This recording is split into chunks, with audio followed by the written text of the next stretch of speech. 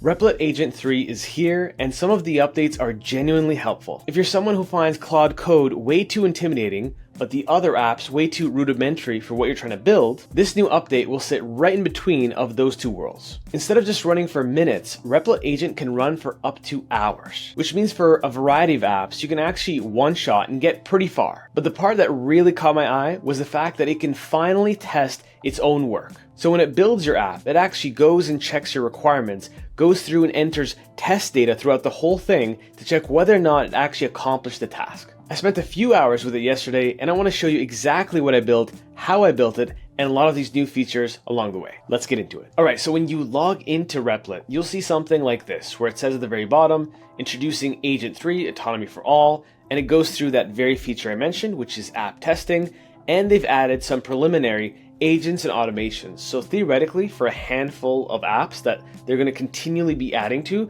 you can create micro automations, whether it's to Slack or Notion or even something like GitHub. And while it says it can run for up to 200 minutes, realistically, usually it's anywhere between 30 and 50 minutes from what I was testing. And the cool part is you can actually set it running, and if you have the mobile app, it will send you a ding when it's actually finished. But if you click on the agents and automations, you'll see these are example triggers from Slack, Telegram, and then time-based ones, and as you build, you'll be able to choose other ones along the way. So this is the app I put together, and it took probably a few prompts to get running, but it did build 80 to 90% of it on its own. And it wasn't some to-do list app. It was actually something that is a follow-up to my last video where I walked you through how to use model system cards from these model providers to tell you exactly what changed when models change and how you can actually prompt them and which prompts work better with ones versus others. So the goal of this is that you can actually upload different files, whether it be GPT-5 versus GPT-4. And while this runs, we're going to take a look at the prompt,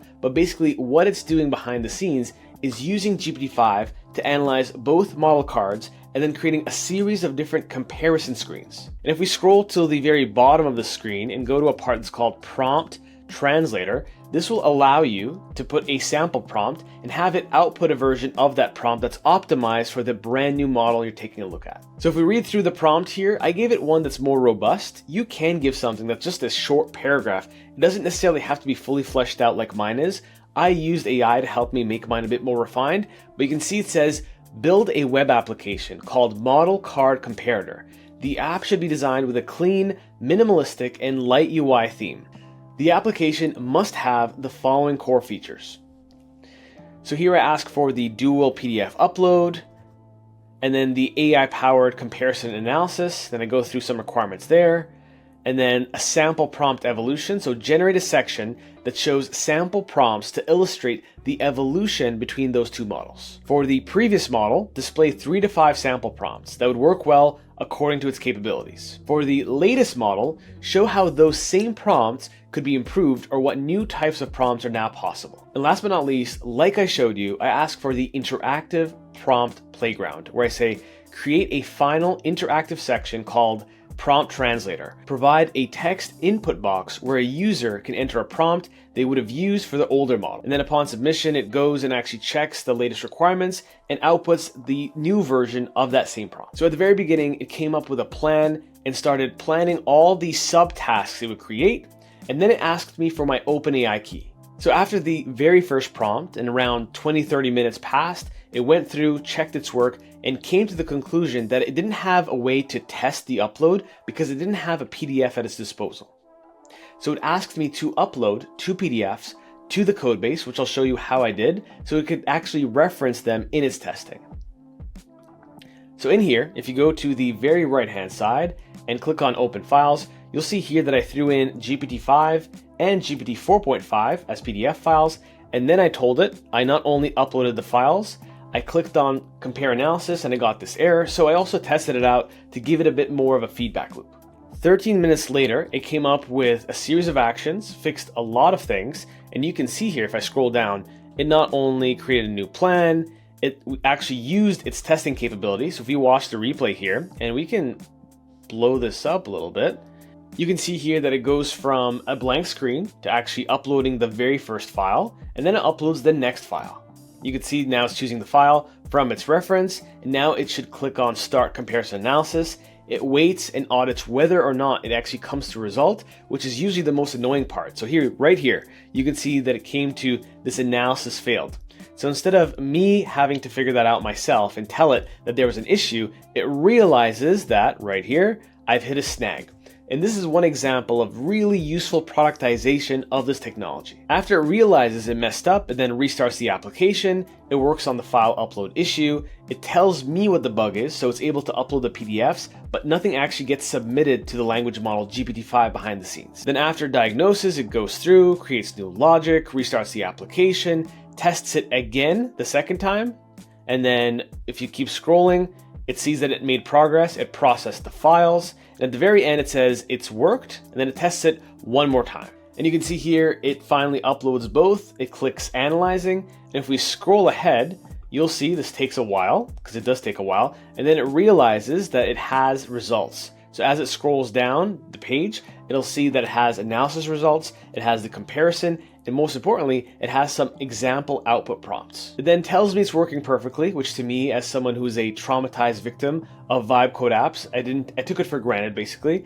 I then tested it out and it did work. So if I scroll down, you can see these are the analysis results. It references the files. And if I zoom in just a little bit more, it walks through the model architecture. It differentiates between both models. It goes through performance metrics, hallucination rates, new capabilities of the new model. So it puts the new model in green and the older model in blue. And then it goes through some before and after prompts. The after prompts being what it would look like if you took this specific prompt and adapted it for GPT-5. And then at the very bottom, like we said, we have this prompt translator where I could put a very vague prompt like build me a PRD for a robot, or in this case, let's change it up.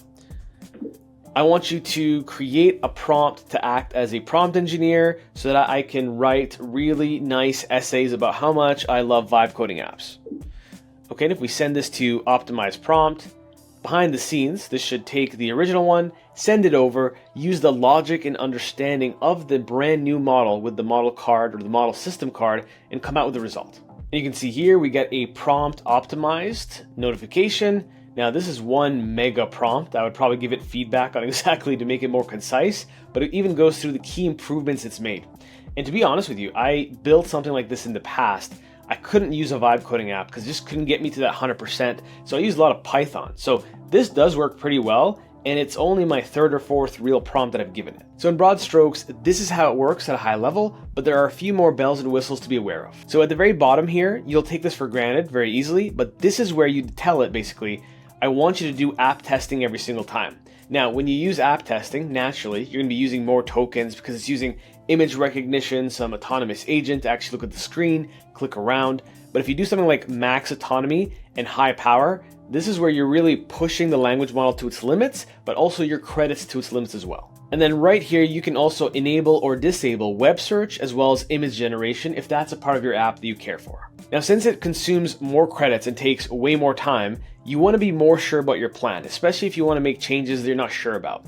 So make sure that you take advantage of the fact that it does have a plan mode. So you can ask questions, go back and forth, and only when you're sure and you're aligned on the plan should you execute it. And one more thing, a lot of times it does have that Replit look and feel UI. You can start to use what are called themes, which are now in beta, where you can actually specify exactly what colors, what fonts, and what components should look like from top to bottom. So theoretically, you could name it a specific theme and always apply it to this specific app or any app you create.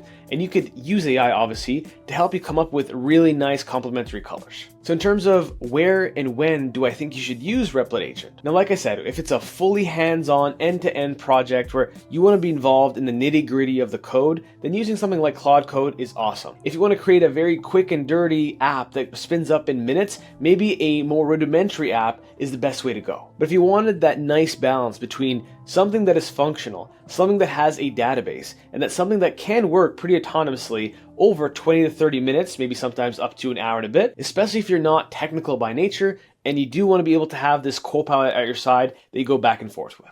But that being said, take it for a spin yourself. I think the addition of the AI agent that goes through and checks your work for you is basically a nice extension of typically what you would have in MCP servers like Playwright and Puppeteer. So it's a really good way for you to reduce that feedback loop and spaghetti code rage that a lot of us have. And if you want $10 of credit to use towards Replit Agent, then check out my referral link down in the description below, and hopefully that helps you get started. I'll see you in the next one.